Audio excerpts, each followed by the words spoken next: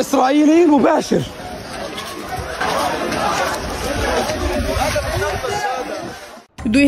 সালের অক্টোবর থেকে ইসরায়েলি সেনাবাহিনী গাজায় হামলা শুরু করে। হামলা শুরুর পর থেকে ইসরায়েলের ছোড়া হাজার হাজার অবিস্ফোরিত গোলাবারুদ ছড়িয়ে ছিটিয়ে আছে।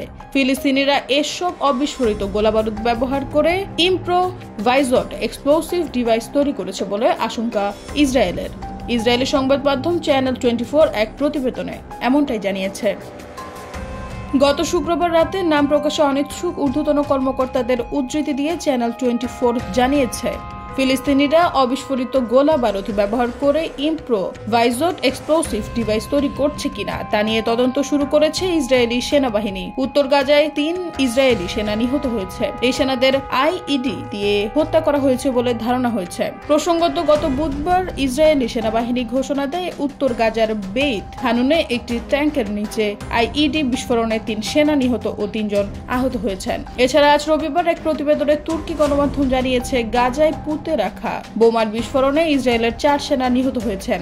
ওই প্রতিবেদন অনুসারে ইসরায়েলি সেনাবাহিনী গাজায় হাজার হাজার গোলাবারুদ নিক্ষেপ করেছে। যুদ্ধ শুরু হওয়ার পর থেকে শুধু বিমান বাহিনী প্রায় 30,000 বোমা ফেলেছে উপত্যকাটিতে।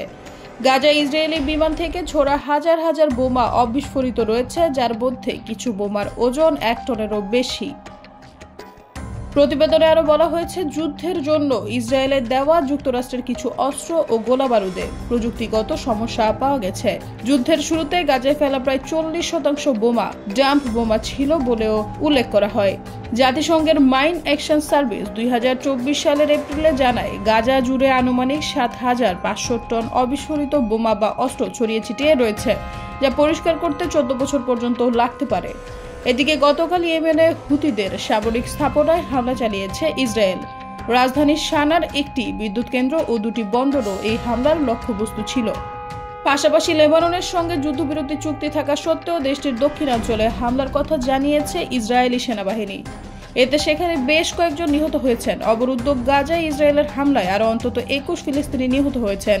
এতে গাজায় ইসরায়েলি হামলায় নিহতের সংখ্যা 46,000 ছাড়িয়েছে।